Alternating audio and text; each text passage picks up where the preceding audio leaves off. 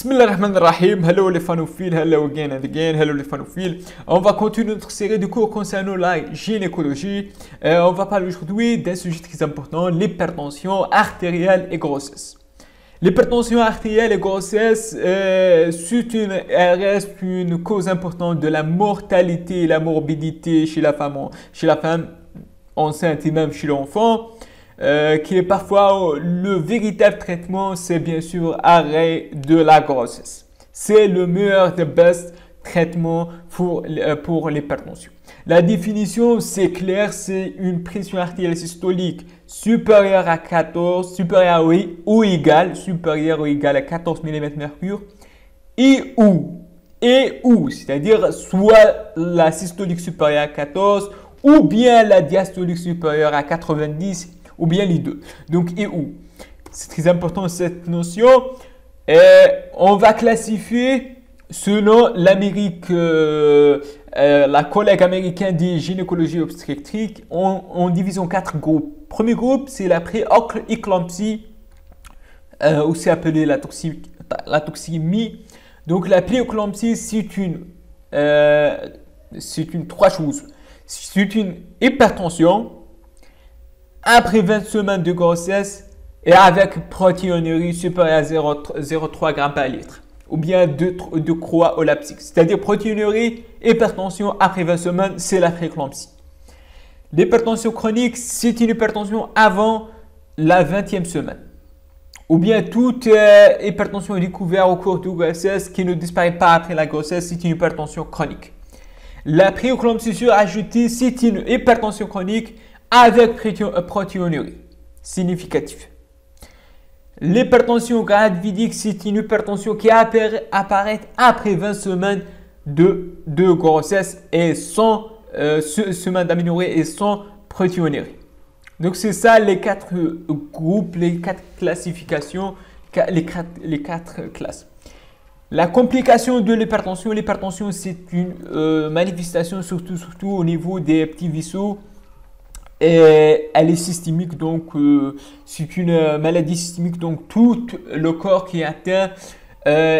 Principale complication maternelle, c'est la crise d'éclampsie. C'est une crise convulsive comme l'épilepsie qui vient chez une femme avec l'œdème, le risque de décès maternel par l'œdème et l'hémorragie intracrânienne.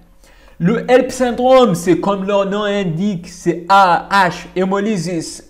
Elevation of liver enzyme, LP c'est low platelet, c'est-à-dire l'hémolyse, l'augmentation des enzymes hépatiques et la thrombopénie.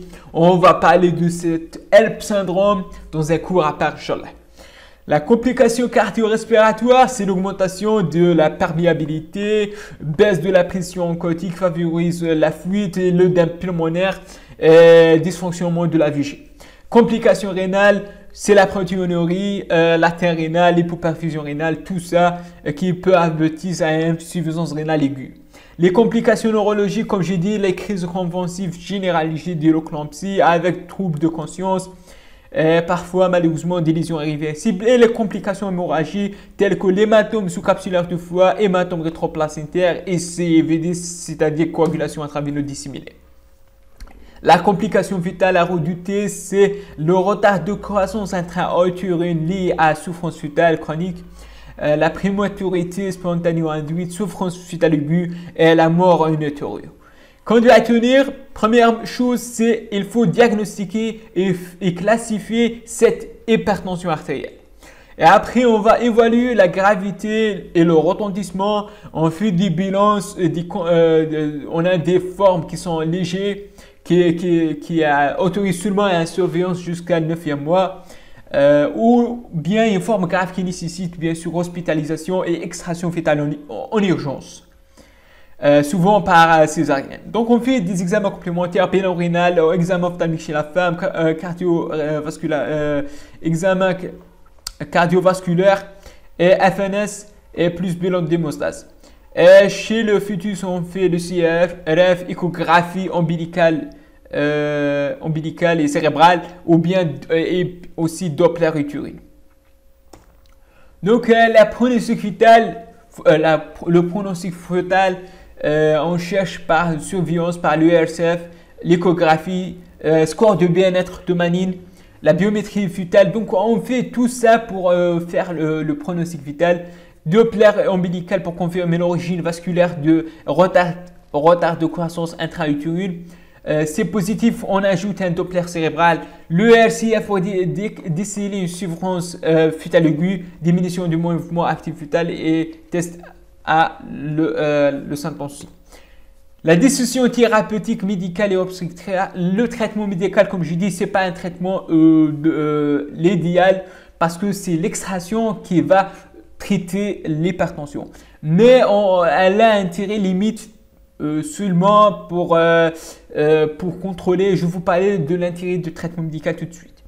Bien sûr, si l'influence peut le pronostic, la prise en charge,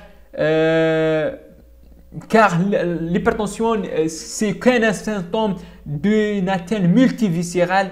C'est pas ces maladies polyviscérales, comme je dis, c'est cerveau, hépatique, foie, HELP syndrome. C'est un ensemble de pathologies systémiques. Un traitement trop énergétique peut aggraver la situation parce qu'elle va diminuer la perfusion fœtale.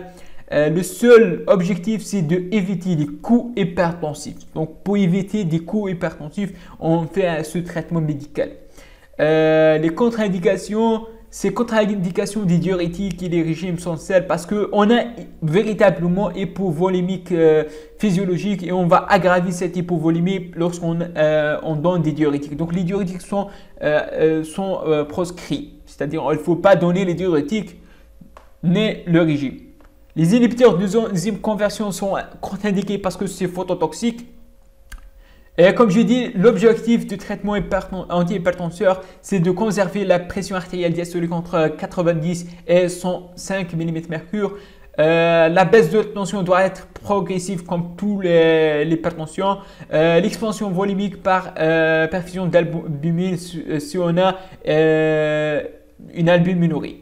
La classe thérapeutique, comme j'ai dit, on peut utiliser, on préfère les antihypertenseurs centraux tels que la clonidine et l'alpha-méthyldopamine. Aussi, on peut donner l'alpha-bêta-glucan tels que la bétalol. Les inhibiteurs calciques, on peut aussi tels que l'oxène, nicardipine. Les bêta-glucans sont à risque pour donner des bradycardies fœtales. Donc, et comme j'ai dit aussi, la diurétique sont déconseillés on a une hypovolémie physiologique. Aussi, la contre-indication des RA2 et les IEC parce que sont phototoxiques. En cas d'hypertension légère ou modérée, on fait surveillance, comme j'ai dit, jusqu'à avec un traitement hypertenseur en monothérapie, surveillance renforcée tous les 10 jours, bilan biologique, échographie, donc c'est la surveillance. On attend 9 mois pour discuter et un déclenchement artificiel de travail et selon des conditions, parfois on peut faire la césarienne. En cas d'hypertension sévère avec ou prééclampsie, donc c'est l'hospitalisation. La surveillance est 3, traitement médical, corticothérapie pour maturer le fœtus, prévoir la nécessité. Parfois, on a été obligé de l'extraction fœtale en urgence. Donc, il faut jamais oublier hospitalisation, surveillance, corticothérapie, traitement médical et antihypertenseur. Et on attend, si on peut, la nécessité d'une extraction fœtale en urgence. L'hospitalisation en urgence et naissance par césarienne, c'est prééclampsie peu sévère après 36 semaines, prééclampsie sévère à partir de 34 semaines d'aménorrhée, prééclampsie sévère avant 24 semaines avec une interruption médicale de grossesse doit être discutée. Donc, c'est comme ça. Lorsqu'on a une prééclampsie sévère, on discute toujours l'interruption médicale de grossesse.